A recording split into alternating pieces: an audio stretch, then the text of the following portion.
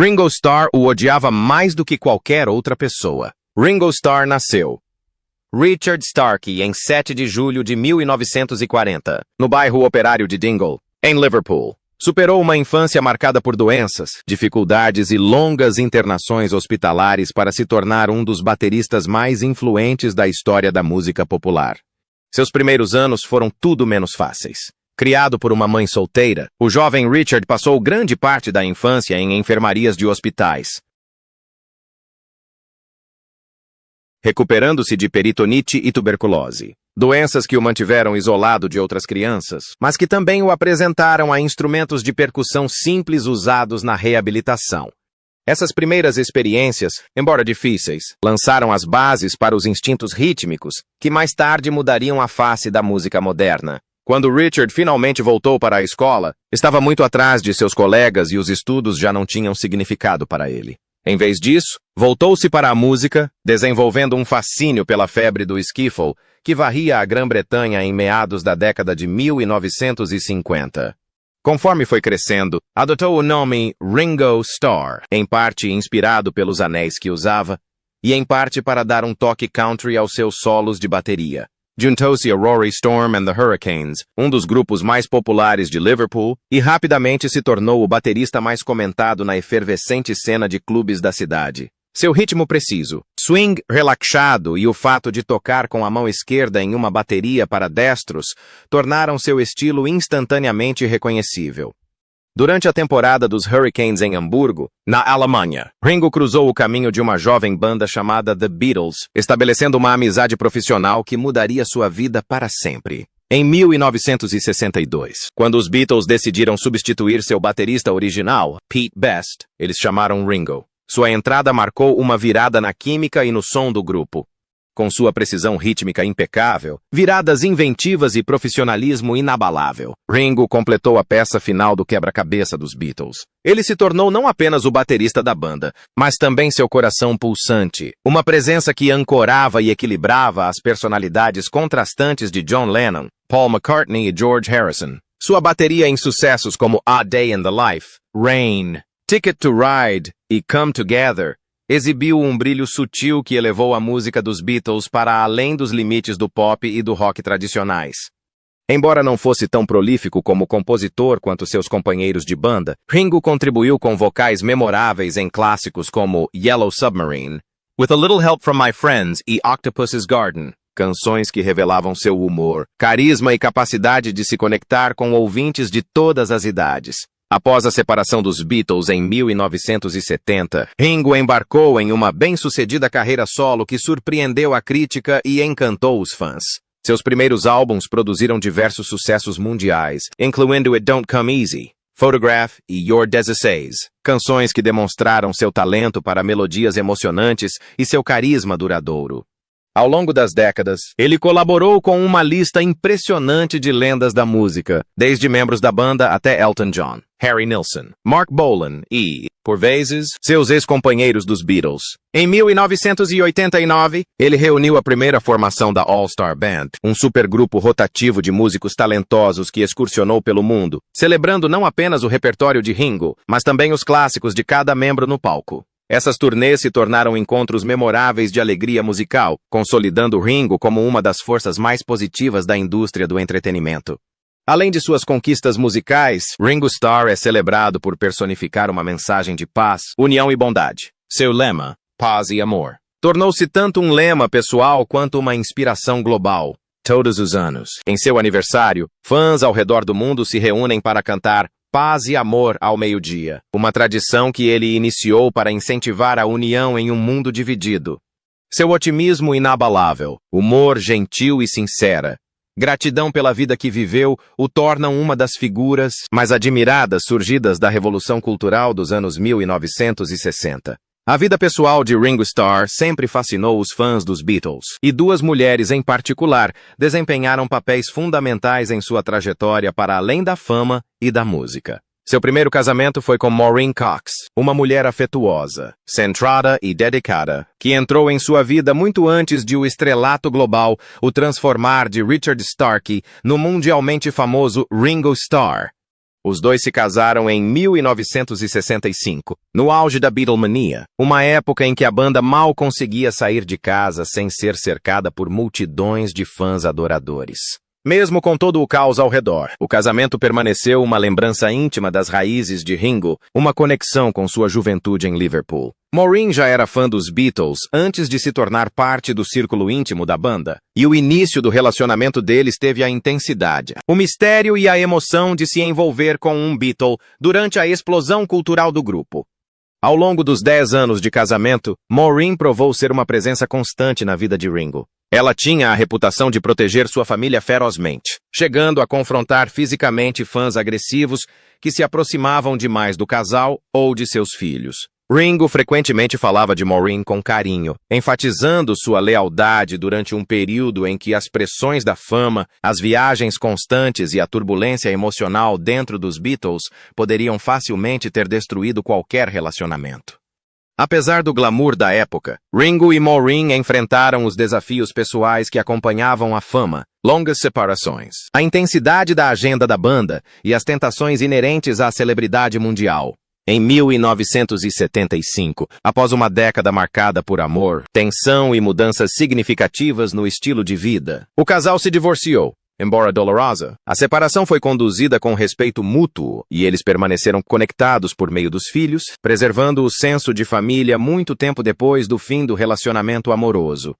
Vários anos depois, após lidar com as complexidades da vida pós-Beatles e reavaliar suas prioridades pessoais, Ringo Starr encontrou um novo e duradouro amor em Barbara Bach, atriz americana e ex-Bond girl, com quem se casou em 1981. O relacionamento deles começou no set do filme Caveman, uma comédia pré-histórica peculiar que inesperadamente se tornou o berço de uma parceria para a vida toda. A elegância, a inteligência e a presença emocional constante de Barbara ressoaram profundamente com Ringo, que na época buscava uma vida mais centrada e alinhada com a espiritualidade.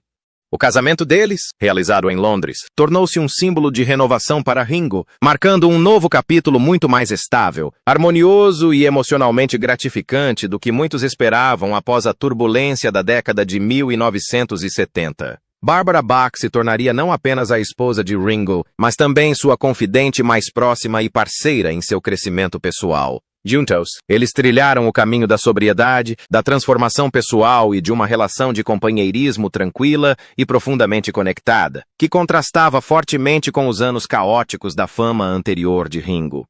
O casamento deles se transformou em um dos relacionamentos mais longos e admirados da extensa família Beatles. Uma história de amor duradoura, construída sobre apoio mútuo, recuperação compartilhada e o conforto de uma parceria que perdurou por mais de 4 décadas. Mesmo enquanto Ringo continuava em turnê, gravando e celebrando o seu legado musical, Barbara permaneceu ao seu lado, oferecendo equilíbrio, encorajamento e uma sensação de lar que ele frequentemente descrevia como essencial para o seu bem-estar. Ringo Starr, o lendário baterista dos Beatles, é frequentemente lembrado por seu jeito alegre, suas tiradas espirituosas e sua capacidade de manter a paz entre os notoriamente voláteis Fab Four. No entanto, por trás de sua aparência afável, existia uma relação complexa e muitas vezes tensa com Paul McCartney. Uma relação que, em certos momentos, poderia ser descrita como profundamente antagônica. O próprio Ringo não poupou palavras ao expressar seus sentimentos por McCartney durante e mesmo após a separação da banda. Em entrevistas ao longo de décadas, Starr admitiu que houve momentos em que realmente nutriu uma profunda antipatia por McCartney. Um sentimento que surpreendeu muitos fãs que sempre presumiram que a camaradagem dos Beatles era tão perfeita fora dos palcos quanto parecia neles. A honestidade de Ringo sobre suas emoções é impressionante e oferece um raro vislumbre das tensões que fervilhavam sob a superfície de uma das bandas mais icônicas da história da música. Em suas próprias palavras, Ringo certa vez comentou: "Às vezes eu não o suportava. Mais do que qualquer outra pessoa, Paul me levou ao limite." A intensidade dessa declaração é notável porque veio de um homem amplamente considerado o membro mais equilibrado e tranquilo dos Beatles. A aparente neutralidade de Ringo muitas vezes mascarava as frustrações reais que ele sentia ao trabalhar com Paul. Ao contrário de John Lennon, cujo humor mordaz e natureza rebelde eram mais previsíveis, o perfeccionismo de Paul e sua abordagem, por vezes autoritária, em relação à composição e às decisões da banda, frequentemente faziam Ringo se sentir marginalizado e desvalorizado. Esses sentimentos foram agravados pela insistência de Paul no planejamento meticuloso e no controle dos arranjos musicais, o que às vezes entrava em conflito com a abordagem mais instintiva e relaxada de Ringo na bateria. De muitas maneiras, a tensão refletia uma dinâmica mais ampla dentro da banda. Um choque entre a ambição implacável de Paul e a preferência de Ringo pela simplicidade e harmonia. O atrito entre Starr e McCartney tornou-se especialmente pronunciado no final da década de 1960, um período marcado pelo desmoronamento da outrora sólida camaradagem dos Beatles. Durante a gravação do álbum branco, Ringo ficou famoso por abandonar as sessões por vários dias, sobrecarregado pelas pequenas brigas e comportamentos passivo-agressivos que permeavam o estúdio. Enquanto John e George estavam absortos em suas próprias disputas, a insistência implacável de Paul em moldar a música de acordo com seus padrões exigentes muitas vezes fazia Ringo se sentir invisível, como se suas contribuições fossem secundárias. Ele descreveu abertamente esse período como exaustivo e solitário, enfatizando que sua antipatia por Paul na época não se baseava apenas em animosidade pessoal, mas em um profundo sentimento de frustração por se sentir desvalorizado. Ele simplesmente nunca deixava ninguém fazer o que queria, confessou Ringo em entrevistas posteriores. Era sempre do jeito do Paul ou nada feito. E eu cansei disso. Mais do que qualquer outra pessoa, ele me tirava do sério. No entanto, os sentimentos de Ringo em relação a Paul não eram puramente negativos. Eram complexos, multifacetados e influenciados por décadas de amizade, rivalidade e história compartilhada.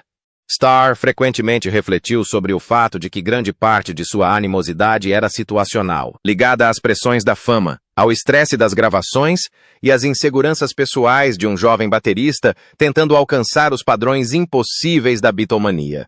Ringo admitiu que o tempo, a perspectiva e a maturidade eventualmente suavizaram esses sentimentos. Embora antes odiasse Paul mais do que qualquer outra pessoa, ele reconheceu posteriormente que seus conflitos faziam parte de uma história maior. Uma relação marcada por tensão criativa, influência mútua e ocasionais conflitos de personalidades fortes.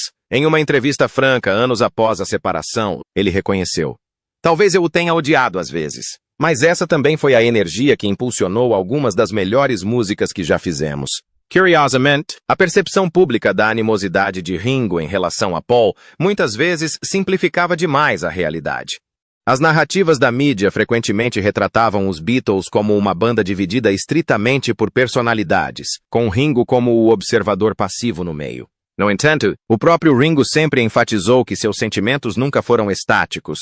Eles oscilavam, influenciados por circunstâncias pessoais, pelas pressões da indústria musical e pelo peso emocional de uma banda que cresceu junta desde a adolescência até se tornar superestrelas globais.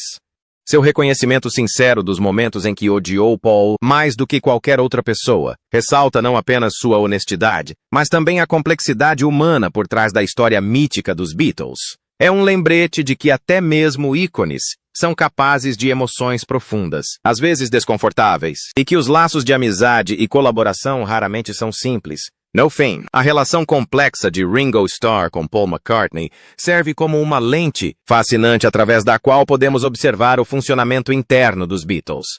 A disposição de Starr em falar abertamente sobre seus momentos de genuíno ódio por McCartney, atenuada por anos de reflexão e compreensão, revela um homem de sentimentos profundos, ferozmente leal à sua própria identidade e que, em última análise, valorizava a honestidade acima da hipocrisia. Suas palavras, ao mesmo tempo mordazes e reflexivas, permanecem uma parte essencial do legado dos Beatles, um testemunho das lutas humanas que sustentaram uma das colaborações musicais mais celebradas da história.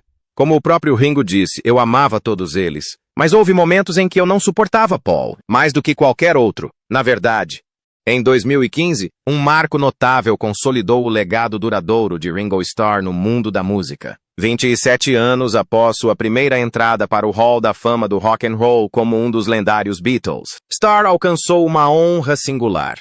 Tornou-se o último Beatle a ser reconhecido por suas realizações como artista solo.